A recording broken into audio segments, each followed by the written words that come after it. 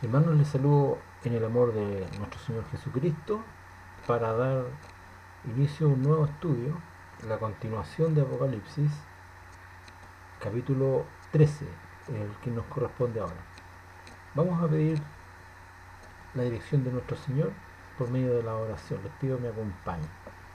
Amado Señor y Padre nuestro, gracias doy por esta hermosa oportunidad de poder meditar en su palabra, rogando también, Señor, que usted nos ayude a tener la mejor interpretación de su palabra, a poder también guardarla, atesorarla en nuestro corazón, en nuestra mente, y que usted nos ayude, Señor, para que podamos también de algún modo enseñarla a quien corresponde.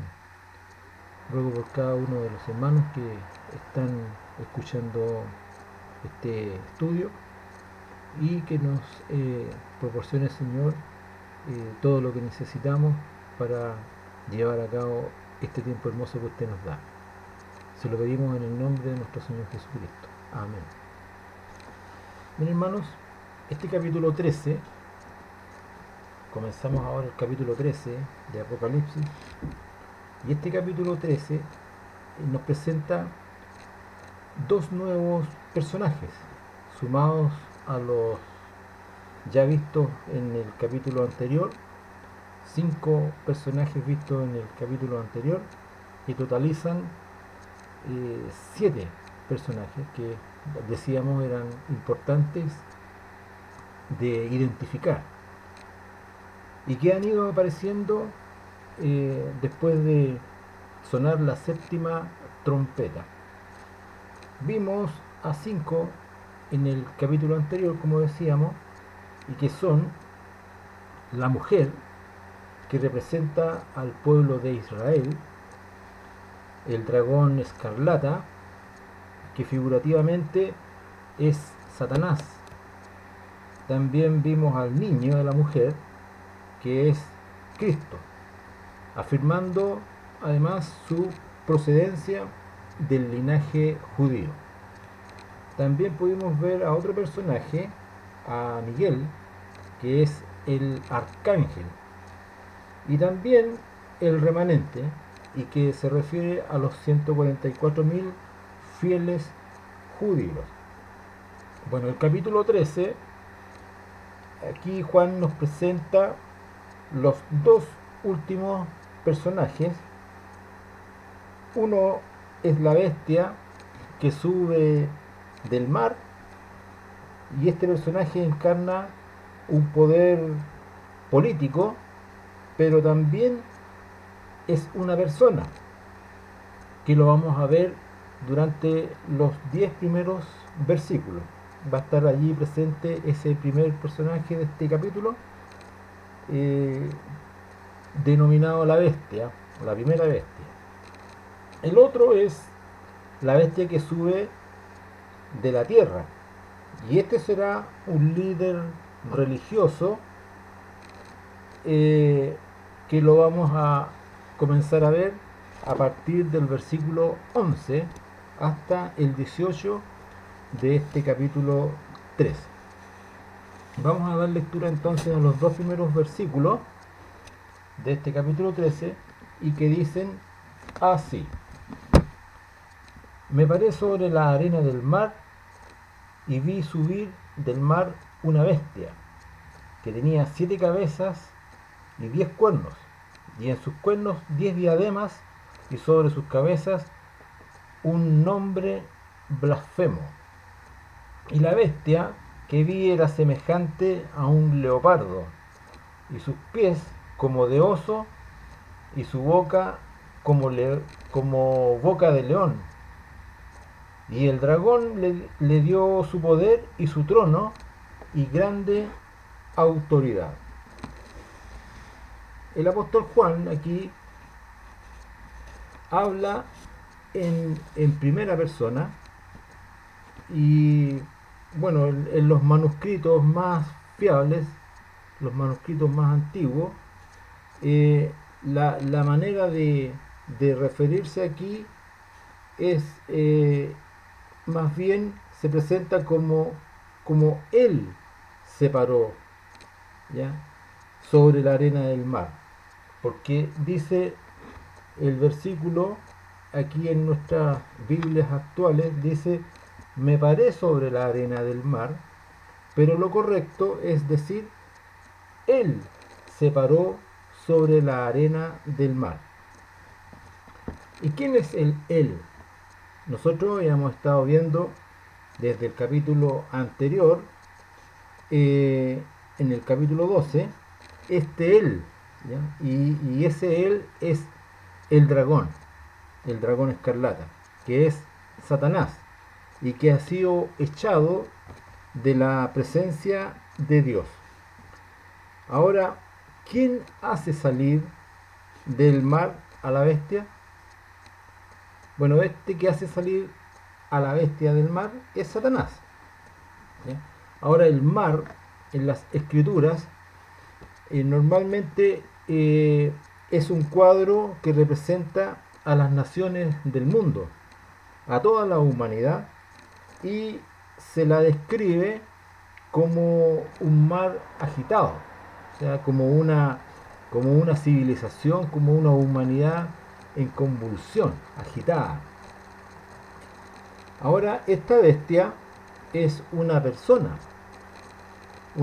real que encabezará el resurgir del antiguo imperio romano, y es manejada esta persona absolutamente por Satanás,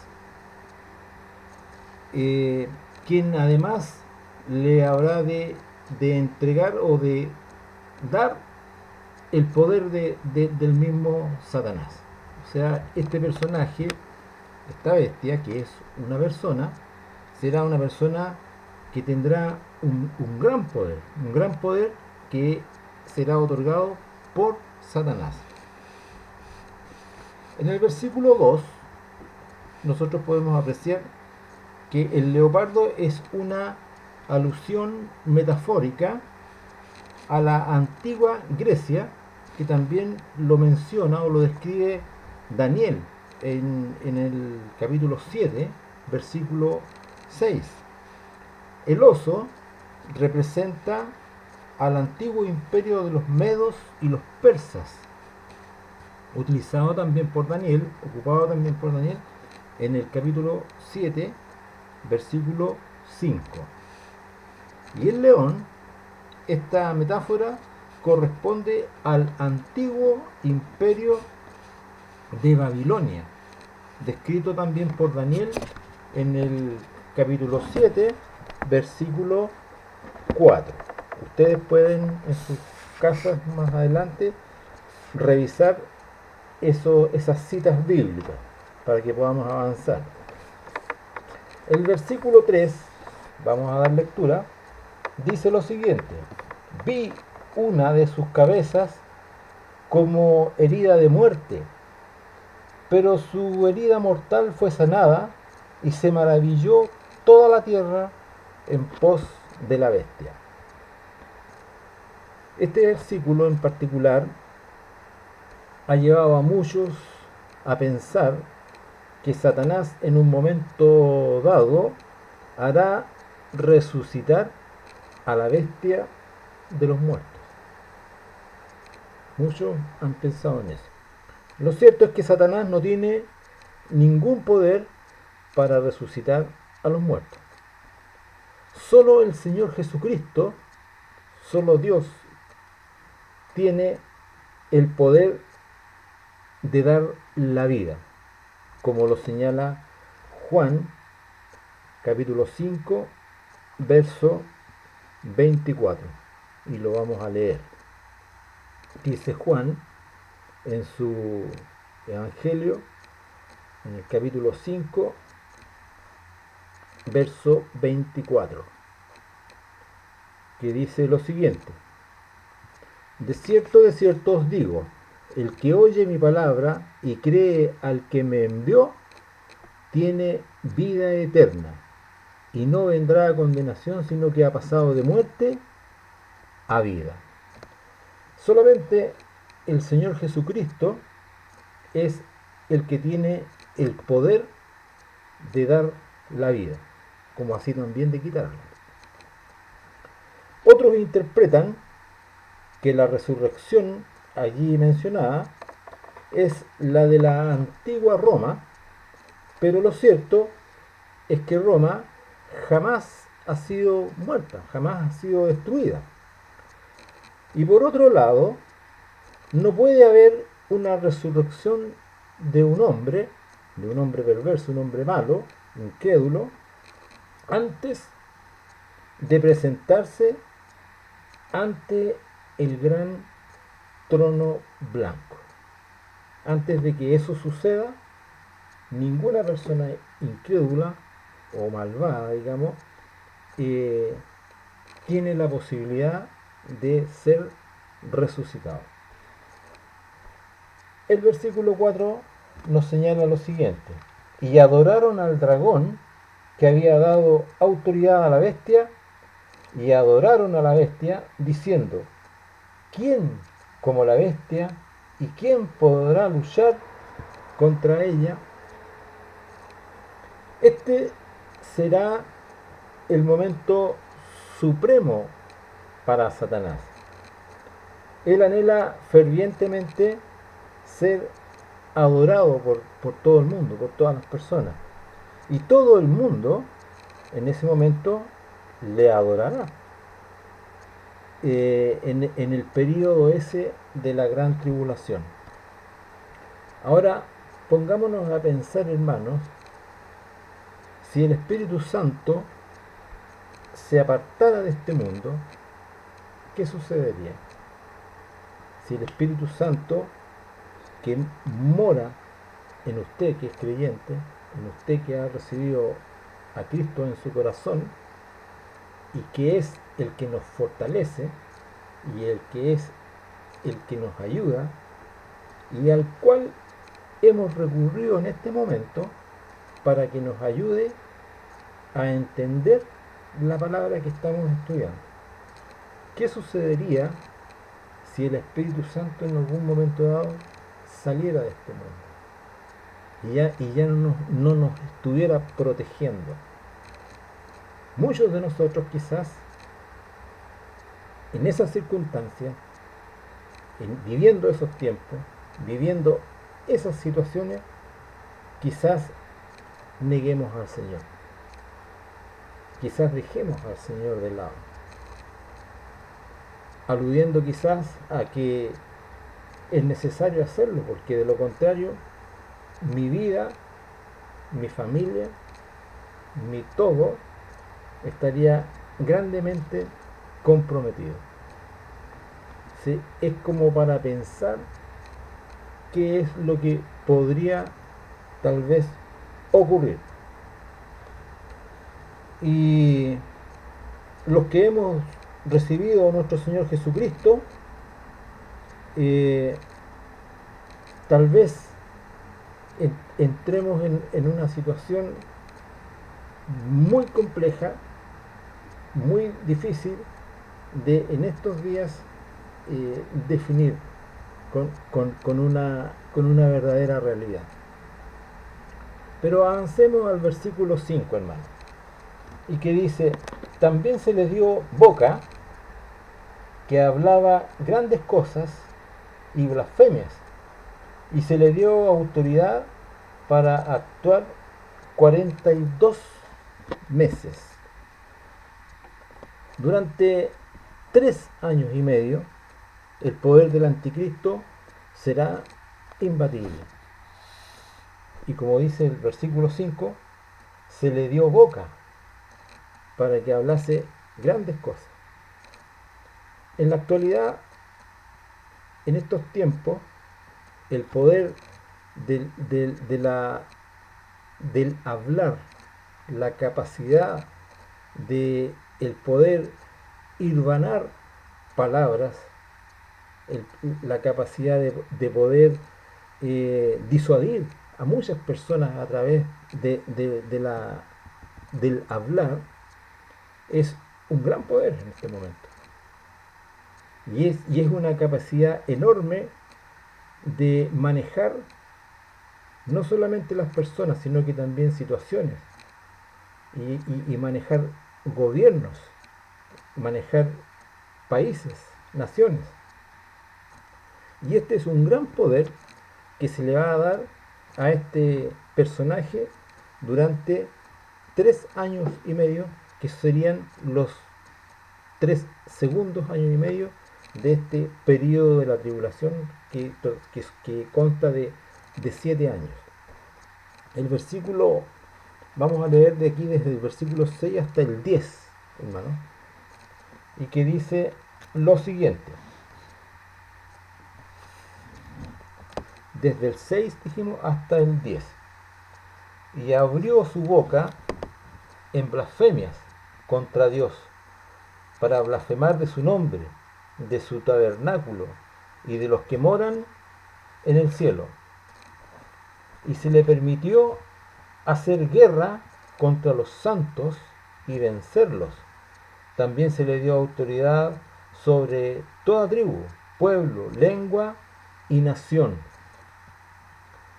Y la adoraron todos los moradores de la tierra, cuyos nombres no estaban escritos en el libro de la vida del Cordero, que fue inmolado desde el principio del mundo.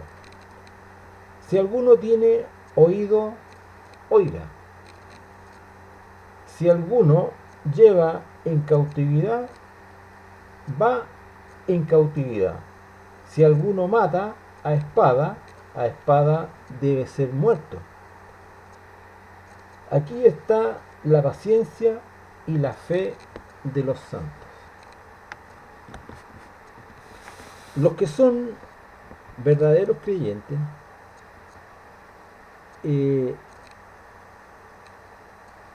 o digamos correctamente, los que no son verdaderos creyentes, adoran a la bestia de manera bien dispuesta, por cuanto nunca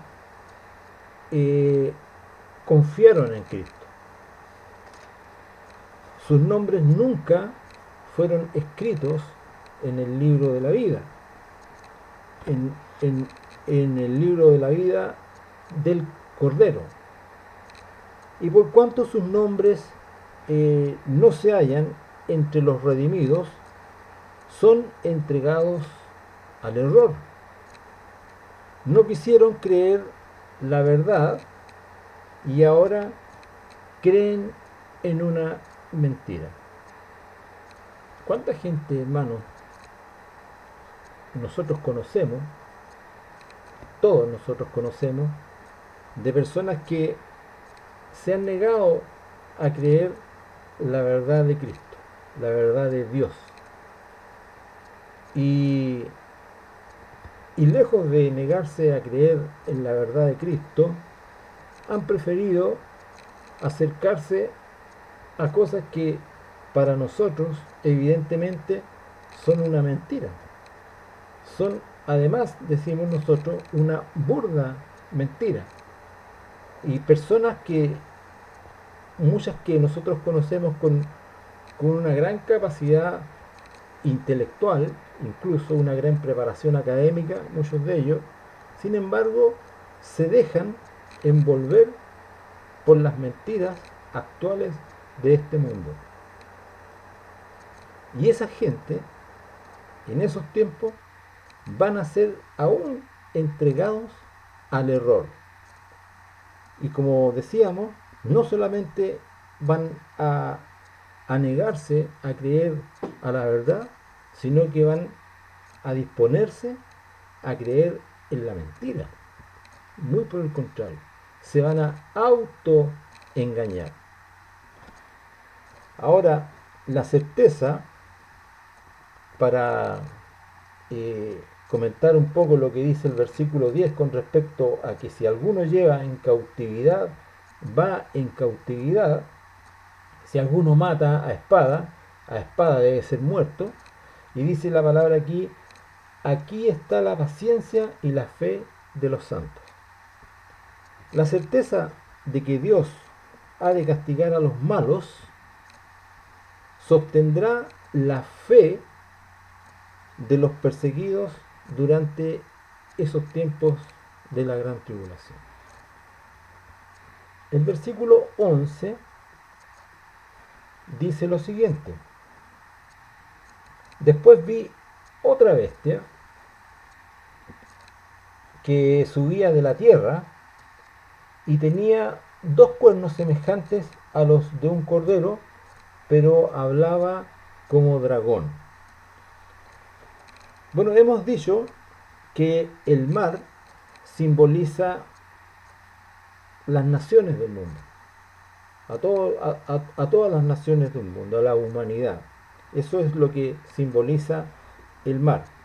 Y ahora esta segunda bestia sale de la tierra, que en este caso simboliza al pueblo de Israel. Entonces esta segunda bestia, la primera, salía del mar, o sea, salió como un representante de todas las naciones, de toda la humanidad. Y esta segunda bestia, en el versículo 11, sale de la tierra que simboliza, como decíamos, el pueblo de Israel. Y Juan describe a esta segunda bestia con dos cuernos semejantes a un cordero, dice. Y esto nos sugiere la idea de que este ser, este personaje, imita a Cristo. El hecho de tener estos dos cuernos semejantes a los del cordero nos hace suponer entonces que es una imitación de Cristo. La primera bestia se oponía a Cristo, ¿ya? Y es, por lo tanto, el anticristo. Ahora la segunda bestia imita a Cristo. Del versículo 12 al 17 vamos a dar lectura y dice lo siguiente: y ejerce la bestia, esta segunda bestia, y ejerce toda la autoridad de la primera bestia en presencia de ella, y hace que la tierra y los moradores de ella adoren a la primera bestia, cuya herida mortal fue sanada. También hace grandes señales, de tal manera que aún hace descender fuego del cielo a la tierra delante de los hombres, y engaña a los moradores de la tierra con las señales que se le ha permitido hacer en presencia de la bestia, mandando a los moradores de la tierra que le hagan imagen a la bestia que tiene la herida de espada, y vivió. Y se le permitió, hasta el 17 decíamos, y se le permitió infundir aliento a la imagen de la bestia, para que la imagen hablase e hiciese matar a todo el que no la adorase. Y hacía que a todos, pequeños y grandes, ricos y pobres, libres y esclavos, se le pusiese una marca en la mano derecha o en la frente, y que ninguno pudiese comprar ni vender, sino el que tuviese la marca o el nombre de la bestia o el número de su nombre.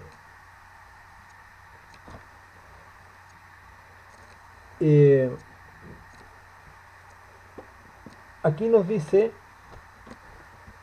la Biblia de estudio que tengo que esta persona es el lugarteniente del anticristo y va a intimar por medio de milagros la adoración del anticristo, como lo decía el versículo 13, haciendo y dando vida a una imagen del anticristo, versículos 14 y 15, sentenciando a muerte a los que desobedezcan, como dice el versículo 15, y exigiendo que se imprima. Aquí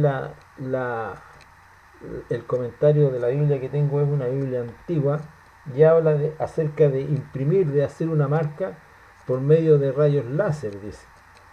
En la actualidad, y todos los jóvenes que se manejan con los temas tecnológicos conocen de sobra de que hay elementos mucho más avanzados que eso para realizar marcas. Yo, imagínense, yo indico un chip, ¿ya? Pero hay absolutamente tecnologías mucho más modernas, mucho más avanzadas, como para marcar con precisión a todos. Dice la palabra a niños, grandes, ricos, pobres, esclavos, en fin, a todos, absolutamente a todos, para que en la mano, dice, ¿ya? O en la frente, una marca como requisito para que los hombres puedan comprar y vender.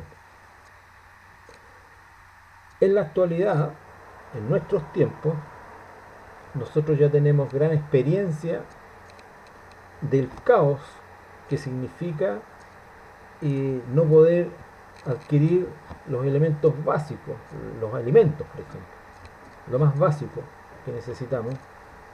Y eso que no tenemos, digamos, un impedimento por medio de estas marcas, sino que los impedimentos que tenemos son en base a proporcionarnos una seguridad quizás para cada uno de nosotros. Y me estoy refiriendo a todo este complejo problema que tenemos por el virus del COVID, que es parte de nuestra actualidad. Y todo esto nos ha gestado, nos ha hecho tener muchas dificultades para adquirir. Pues bien, en esos tiempos, el problema de adquirir, de comprar, de vender, se va a tratar de una marca que ha de tener todo aquel que quiera participar de, de esa actividad, del poder sostenerse, del poder vivir, para, para, para poder recibir las necesidades básicas. Y esa marca es la marca de la bestia, porque dice el versículo que ninguno pudiese comprar ni vender sino el que tuviese la marca o el nombre de la bestia o el número de la bestia. De tal modo que para aquellos que digan en ese tiempo que han confiado en Jesucristo, que han puesto su corazón para Cristo, se van a ver complejamente complicados eh, para sobrevivir. Y muchos, la mayoría, van a claudicar en ese aspecto. Y muchos van a dejar a Dios de lado. Y esos son los que finalmente son los que no, sus nombres no están escritos en el libro de la vida. Porque los verdaderos creyentes, los verdaderos, aquellos que tienen verdaderamente el nombre de Cristo escrito en sus corazones, eh, habrán de entregar sus vidas en ese tiempo. Esa va a ser la forma. Entonces un episodio, un escenario tremendamente complejo y tremendamente difícil que habrán de vivir aquellos que se encuentren en aquel tiempo. Y para ir terminando, vamos a dar lectura al versículo 18, que dice lo siguiente: aquí hay sabiduría, el que tiene entendimiento cuente el número de la bestia, pues es número de hombre, y su número es 666. Este es un versículo, o parte de lo que este versículo dice, muy conocido por muchos. Hay mucha gente que conoce este número 666, pero la identificación de este número requiere, dice el versículo, de sabiduría. Y muchos han querido identificar a través de este número a una persona, pero lo cierto es imposible. Han querido identificar a este personaje que ha de dominar el mundo durante ese tiempo de la tribulación. Bueno, el significado tendrá que esperar.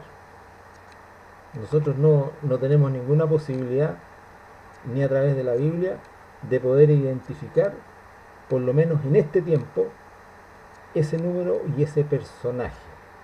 Entonces, habrá que esperar hasta el día de su manifestación, cuando en la gran tribulación. En este tiempo es imposible identificar. Y bueno, y esperemos la próxima semana el versículo 14 para ir ya avanzando y acercándonos más a la 3/4 parte de este maravilloso libro que es el Apocalipsis. Que el Señor les bendiga, hermano.